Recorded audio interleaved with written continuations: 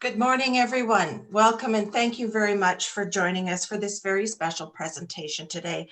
This is the final presentation in our Wellness Week series of presentations featuring some of Calgary's leading providers of information, products, and services for the 55-plus lifestyle. We hope that through these presentations, we've been able to provide you with ways to enhance your health, stay active, and live your best life. As we gather here today, it's vital we also remember the people who've gathered here for millennia. This is the Treaty 7 land of the Indigenous peoples of Southern Alberta, the Blackfoot Nations of Siksika, Piikani, Kainai, and the Tsuut'ina First Nation, the Stoney Nakoda Nations of Chiniki, Bears Paw and Wesley, and the historic home of the Northwest Métis and Métis Nation of Alberta, Region 3. It is with the goal of reconciliation that we acknowledge the land on which we gather, and we thank the elders for these nations for their timeless contribution to the land.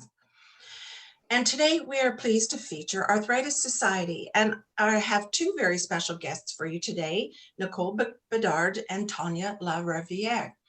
First, we welcome Nicole Badard, who is the Revenue Development Manager for Alberta and has been with the Arthritis Society for 18 months and works out of their Edmonton office. She has spent her entire career in the not-for-profit field, starting off in Ottawa, Ontario, before moving to Alberta in 2016. Nicole is astounding to know that 6 million Canadians live with arthritis. Tell us what we need to know about this chronic health condition. Thank you so much, Colleen. As you say, it is a very common and chronic illness that quite a few Canadians suffer with, 6 million right now, and we anticipate that number is going to rise to 9 million by 2035. And before we get into it, I wanted to share a little video, only about 3 minutes long, that will tell everyone a little bit more about arthritis and how it impacts people. And I'm just going to share my screen and make sure that works. Okay, that looks like it's working, and I'll click play.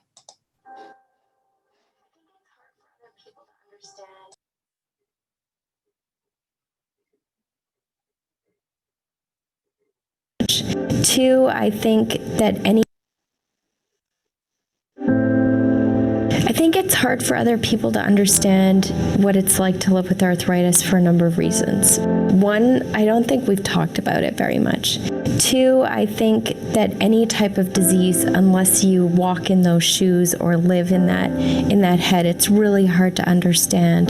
People hear the word arthritis and they think, a disease of the elderly or something that might keep you from gardening. They don't think of it as something that's going to keep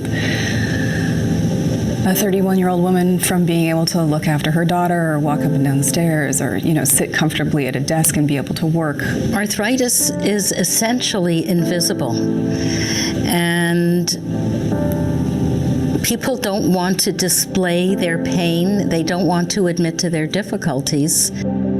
Every day, the moment you wake up in the morning, you're already counting how much energy you have to spend on every little task of your day. I enjoy running. It brings great joy to my life, and not being able to do that on the regular basis that suits my needs is a direct impact that flows from a condition that I want to address.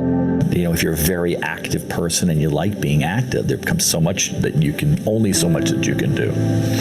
And there becomes a restriction. I can't walk my kids to school.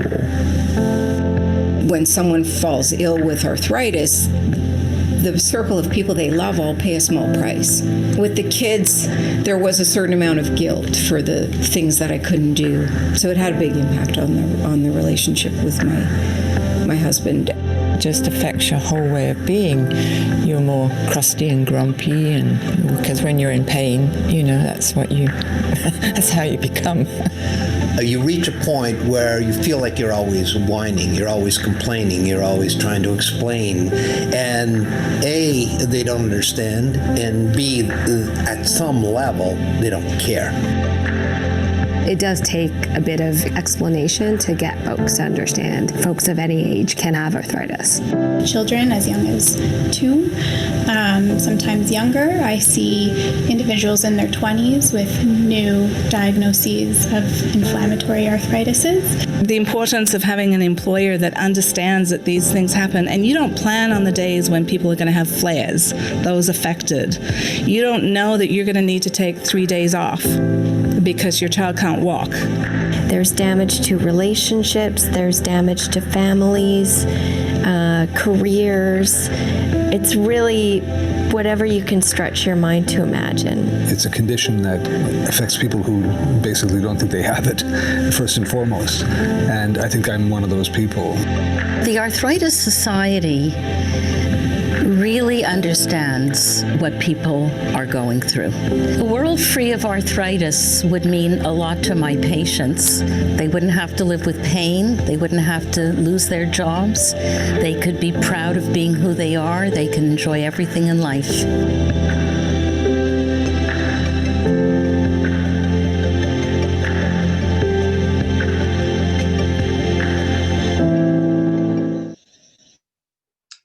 Wow, very compelling. Your mute is on, Nicole. Thank you. So that's a very quick and high level background of what we do and why what we do is important.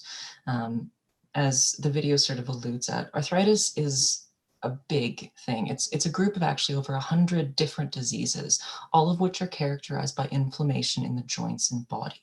And it's chronic, and if it's left unchecked, the inflammation can actually lead to significant and often irreparable damage to the affected areas, resulting in the loss of functionality and disability in the long term. As Colleen and I discussed earlier, over 6 million Canadians have arthritis, and it's actually the most common chronic health condition in Canada. More Canadians live with arthritis than with diabetes, cancer, heart disease, and stroke combined. And as well as we discussed in the video, it affects people of all ages. 50% of people with an arthritis diagnosis are under the age of 65. We see it in about 3 in every 1,000 children. It's actually one of the more common chronic childhood diseases. And as I said before, the numbers are increasing. So that's why we exist and where we come in. And the Arthritis Society is over 70 years old now. We were founded in 1948. And our goal is to live in a world where people are free from the devastating impact that arthritis has on lives. And a big part of supporting our work is donors, since we are funded entirely by donations, and also volunteers like our wonderful Tanya, who is joining us today. So Tanya was diagnosed with juvenile rheumatoid arthritis at the age of 12. And at that time, there was very little awareness about childhood arthritis in both the community and the school system. It has affected every joint in her body and has resulted in extensive joint damage requiring 20 surgeries to date. But she's hopeful for advancements being made in research and care. She became involved with the Arthritis Society as an Alberta and Northwest Territory divisional board member in 2013, and currently she contributes to the Arthritis Kids Camp Advisory Committee. And with that, I will turn the mic over to Tanya. Thank you. So I'm here just to tell a little bit about my story. And you've heard a little bit of a recap there. I was diagnosed with juvenile rheumatoid when I was 12. I had just turned 12 years old. Before that, I had led a very active lifestyle, gymnastics and dancing and sports and you name it. And then one day I had a sore toe, and that actually affected walking at that time. Now it would probably be different because I've acclimatized to the pain. And then I got a sore thumb. So there seemed to be a reason to go to the doctor. And my mom found out of a really good pediatrician. And I went to him and he instantly diagnosed me with juvenile rheumatoid arthritis, which is very rare. I think I'm one of the only people that I know now who have a story like that where there's an immediate diagnosis, because it's just it wasn't on the radar at the time. So that was trauma. Within weeks, I was completely bedridden. I couldn't move a joint by myself, nothing. I could barely eat. I couldn't get in and out of a bathtub. I had to have assistance with everything. So that played a toll on everybody in the family, on myself. Every scenario that we just heard in that video is absolutely 100% true, and everybody who has arthritis will experience that. So I ended up having, my first surgery was on my foot, and at that time I was on gold injections. So the medication was not as advanced then as it is now. And I am very thankful that it is advanced now. So 20 surgeries in, I've had my temporal mandibular joints, both of these completely replaced. I've had a spinal fusion because the joints in my spine was crumbling so bad it was pinching my spinal cord.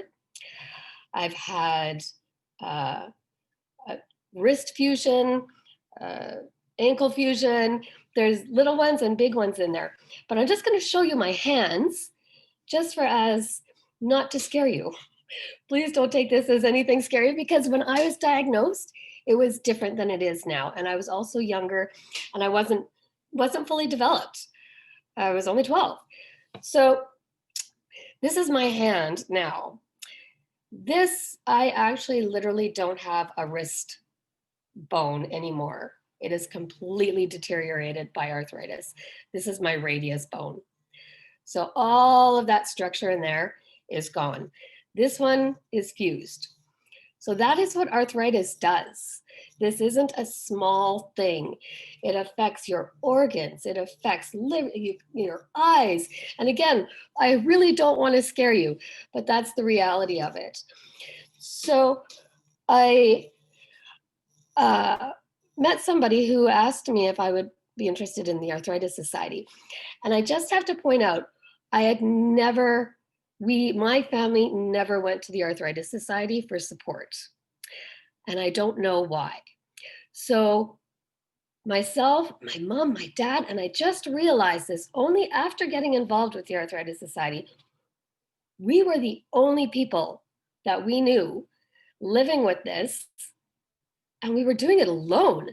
And I didn't even understand what impact that would have on my parents also. So when I was asked to be involved with the Arthritis Society, I was skeptical, only because so much of my life involved arthritis. Every emotion, every thought, all my perspectives, and all I want to do was live a normal, healthy, active life. And when I say active, I mean able to get out of bed and do a job. So making arthritis part of my work, God, I just didn't know. So then I didn't hear back from the Arthritis Society for a while, and I found myself being genuinely disappointed. I was like, you know what? This is exactly what needed to happen. So then I got involved. And there was one day we were sitting at a table, and this was the most stark moment I've had, I think, with arthritis. There were probably about 5 of us, and somebody said they had childhood arthritis. What? And somebody else said they had arthritis. What? And I realized in that moment, I've never met anybody who had arthritis before, ever, never alone childhood arthritis. And then I realized the support and the community that is involved with the Arthritis Society and how absolutely crucial that is for everybody who has to deal with this, because it does affect everybody. So then at the board level, I'm always skeptical about where money goes with donations, right? And that was one of my first questions. Like, is this legit? Like, is the money going where it's supposed to go? And it was. Wow. Awesome. Excellent. Okay. I can, now I can fully support this. And then the arthritis came out supporting CBD when other medical institutions were against it. And I knew in that moment that the Arthritis Society actually cares about those who have arthritis, how to access this, and it was a game changer. I've started taking it. For me, it's been a game changer. That's not going to be for everybody, but it literally changed my life. And with the support of the Arthritis Society behind that, that was massive. It wasn't that there was obligations to corporations or anything like that. It was really about the patients. So my experience has been, I've experienced both sides, zero support, and then the impact that the Arthritis Society can have in helping individuals with arthritis. And it's impressive. It's crucial. That's about it. Thank you so much, Tanya. That was wonderful. And thank you so much for sharing your story, which I know is compelling. You've done so much great work. And remind me, you sat on the City of Edmonton committee. What was the committee that you were on again? I'm currently on the Accessibility Advisory Committee with the City of Edmonton, chairing the policy subcommittee. So the work you do is really important and great, and we're so delighted to have you involved with us. It's been wonderful. I could say the same for you. Fantastic. So I want to give a little bit more information to everyone watching about some of the stuff that Tanya talked about, as well as the resources that we have. So as she said, we really want to make sure that the funds that we raise go towards people with arthritis and support them. We, as we like to say, we're, especially here in the Prairie region, we are small but mighty. We serve Alberta, Saskatchewan, and Manitoba. We have 5 staff currently across those 3 provinces, and well as, Nunavut and the Northwest Territories. So a lot of what we do, as you can imagine, is digital. And we were actually moving in that direction before the pandemic hit, so it was well-timed perhaps on our part. But most of what we do sort of falls under 3 big categories, and those are research, advocacy, and then information and support. So research is by far the biggest bucket of what we do. The Arthritis Society is actually the largest charitable source of arthritis research funding in Canada, and we have funded over $200 million over the course of our existence.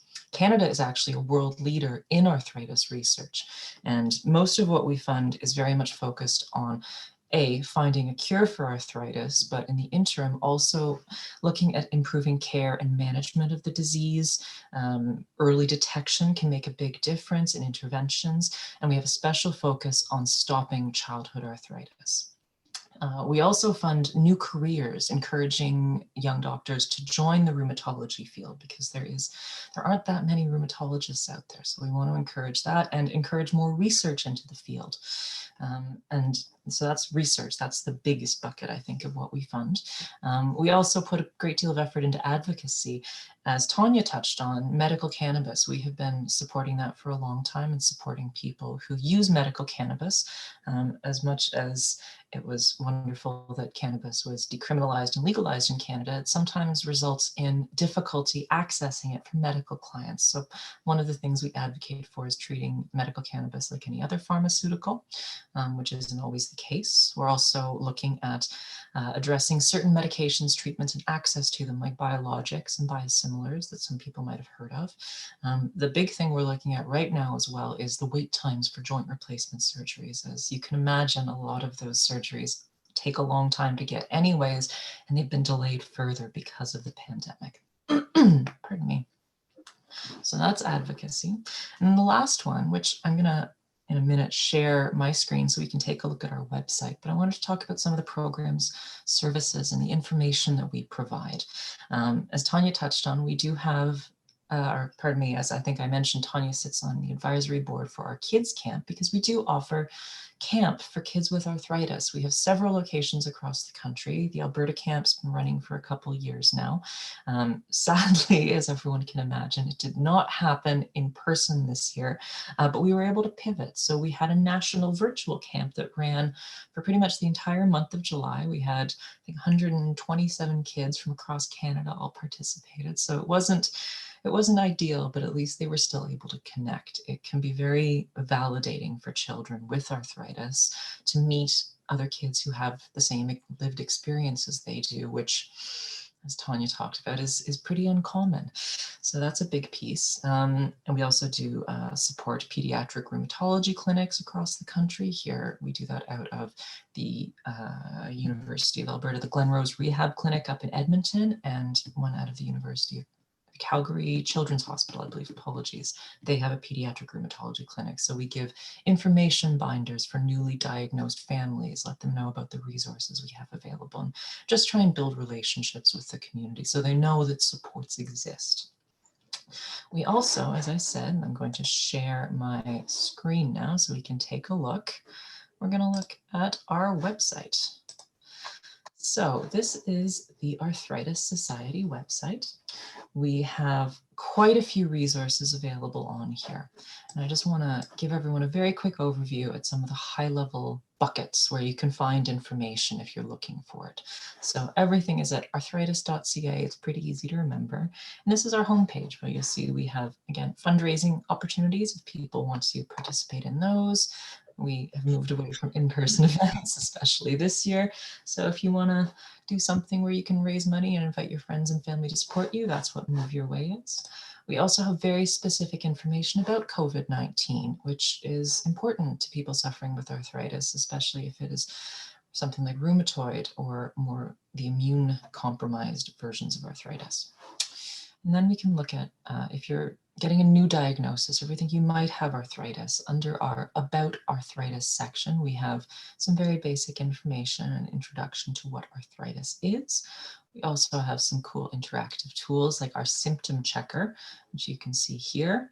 If you have been newly diagnosed, you can look at all the different types of arthritis that exist.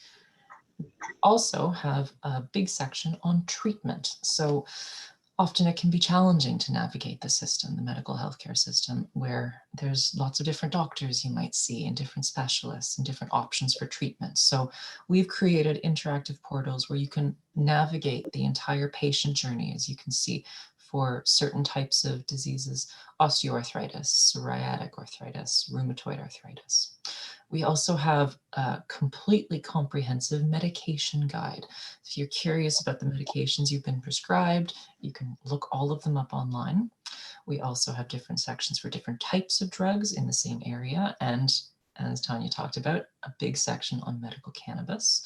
We also have information around pain management, which becomes a big issue for people dealing with a chronic degenerative condition like arthritis, as well as a great deal of information about the surgical process and determining if surgery is the right choice. We also do quite a bit of online digital learning, and that takes several different forms. One of my personal favorites is we do about 8 online interactive webinars a year on various different topics. We bring in guest speakers, medical doctors, arthritis researchers, registered dietitians, pharmacists who can speak about different aspects of arthritis. Everything can be found here in this section under Arthritis Talks. And all of our past webinars are also available. You need to create an account, but there's no payment required. You'll just get notices when we have more information coming out, or you can sign up for our newsletter and that will also let you know what's going on. We also have some very detailed online learning segments. We have big sort of interactive, comprehensive modules from everything to medical cannabis, navigating through arthritis, accessing primary care and medication, managing chronic pain, dealing with fatigue, to everyday things like eating well and managing daily living and how you can best stay active. We also have a wonderful section. This resources has everything you could possibly look for on the website. It's sort of a one-stop shop, which really helps. And then one of our newer sections is this one, Living Well, and it's called Flourish. So it's a lifestyle portal, and I'm actually going to visit this one, which is lovely. And you'll see we have all kinds of articles that can help. We have information about understanding digital tools. You can also sort by the different topics that we have, which is a drop-down here. We have, again, articles about people who have lived their lived experience with arthritis. We have information about using different tools that can help you if you're not able to do certain things. We have videos, there are recipes, turmeric-infused beef and barley soup, that sounds delicious. All kinds of really fantastic information. And again, everything is free, readily accessible. And we want to make sure as many people as possible know that these resources exist so they can access them. On top of that, we also have a 1-800 information line, which I'm going to pop into the chat right now for anybody who needs it. It's also on the PDF package that you should have been received. I think Colleen has provided to everybody. So you'll see it in there. My information is there as well. And that's pretty much it. That's a pretty high level overview of who we are and what we do and how we can support people in Alberta. Very informative. And I do have your package and I will send it. I have not yet sent it. I'll send it with the link so that they have the package and the video link so that they can go back and revisit this when following our presentation. Amazing information. You know, it's interesting because number one, you know, people say I have arthritis. Well, you have really no understanding that there's so many variations of it, you know, between osteo and psoriatic and rheumatoid. We touched a little bit on osteo yesterday. And, you know, the various medications, I think for people to understand the options for them there, the CBD oil, I think, you know, a lot of people are still a little wary of it. So to know that it can be such a great help, Tanya, thank you very much for letting people know that. And the symptoms that you touched upon, you know, it just seems like for Tanya to explain that, you know, her toe hurt or her thumb hurt, you know, what are some of the things that people can look for if they're concerned that perhaps they may be developing arthritis? I think that's where our interactive symptom checker can really come into play. And I'll actually, if nobody minds, I can walk us through it because it's actually quite a really neat tool, and it gives you the ability to print something out at the end of it, which you can then take in to your doctor. So I'm going to share my screen. That would be a great resource. Yeah, so again, this is under, if you go to our main page, arthritis.ca, under About Arthritis, Signs of Arthritis, Symptom Checker. So you can click on that and you will come to this interactive tool. So I'm just gonna go through it. So let's say, yes, you have had persistent joint pain for 6 weeks or more. Ask you how many joints are affected. So let's say several. Are the joints affected symmetrical, asymmetrical, or only in the spine? So I'm just going to arbitrarily choose asymmetrical. Then it asks what joints are affected. So let's go with knees and hips. When and for how long does your pain and stiffness occur? So let's say it's for an hour or more after getting out of bed in the morning. And then you can select all the symptoms that apply. So let's say swollen fingers and toes, painful joints are swollen and warm. And let's go with fever and flu-like symptoms, and let's see. So it gives you a summary of your symptoms, which you can keep, and gives you possible indications. Now, again, this is not a diagnosis, but it gives you some options of what it might be. Rheumatoid arthritis, psoriatic arthritis. And then you are able to download and print the summary of symptoms, or you can send it as a PDF. So it is something then you can take with you into your next appointment with your doctor. You can demonstrate what we have as well. Under our resource pages, we have print-offs where you can track your symptoms over the course of a week or a month. It just makes it a little bit easier sometimes to be able to articulate what's been happening, how often, where it's happened. That's a very helpful resource, I think, for people that might be questioning, and likely for doctors as well, because more often than not, you walk into a doctor's office and you forget some of the things that you had wanted to bring to their attention. So I think that's a great resource. And I would encourage everyone to visit the arthritis.ca site. And, you know, the thing that kind of breaks my heart is to hear about it being so prevalent in children. You know, for Tanya to have had the experience that she had when she was young, it must have been kind of a lonely experience until she found people that had a similar illness. So I think I would have to say, Tanya, that very brave of you to be telling your story. I think it's most helpful for people to be able to hear your story and to be able to realize that there's others out there that are like them. So thank you very much for sharing your story today. So does anyone have any questions of Nicole or Tanya? Barb has mentioned here that thank you very much for assessing the site. Thank you, Barb. Yes, yeah. Anyone else have any other questions here? Barb has given a 1-800, or sorry, Nicole has given a 1-800 number here as well, and for anyone to access. Anyone else have any questions that they would like to ask of either Nicole or Tanya? Fran Lou, is the difference between osteoarthritis and arthritis?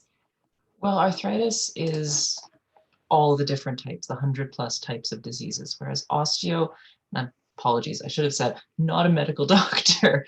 Osteo is more about the bone and joints, I believe. And that is, again, apologies, I am not the expert, but I'm going to go very quickly to the arthritis types on our website. So osteo falls underneath. It is the most common type of arthritis. I do know that much. It is, again, inflammation, but I think it's not as much impacting the tissues. So it is described as degenerative. It was often sort of considered the wear and tear type of arthritis, but it's more so now believed to be the body's failed attempt to repair damaged joint tissues. That is the one that too, if you suffer an injury, then you can develop osteoarthritis in the damaged joint. That's where you tend to see that a little bit more often. And Tanya, I don't know if you're more familiar with that than I am. You can add anything. Not all. I've always thought of, it's more of the wear and tear. Can be somewhat more isolated than systemic inflammatory like rheumatoid can be. But that's a very interesting fact that I didn't know about the body's inability to repair healthy tissue. And that's, I think, some of the research that we look into is seeing if there is a method by which those tissues can be repaired, which is pretty cutting edge from what I understand. And I'm just going to look through the questions. I see from Maureen. Maureen said, thanks for the great information. My late maternal grandmother suffered greatly from arthritis the last few decades of her very hard life. How much would likely have been due to her tough pioneer life and how much to heredity?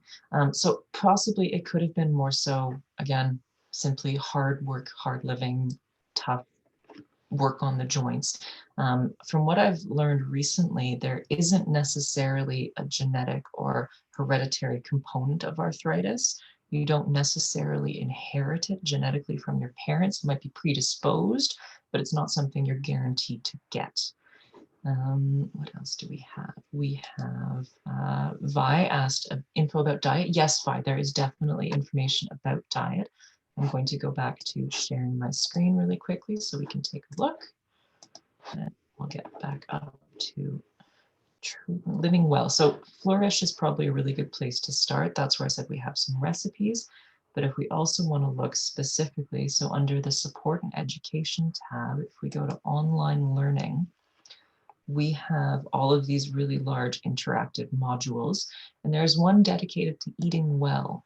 So I'll click on it so you can see there's all sorts of different portions to it, including what you eat, how you eat, foods that can help or hinder perhaps, what to drink, general guidelines, just some sort of really good information to start you off. So we'll stop sharing that. Dismiss that one. That turmeric soup recipe looked intriguing. I may just have to check that one out myself. Some great recipes by the looks of it.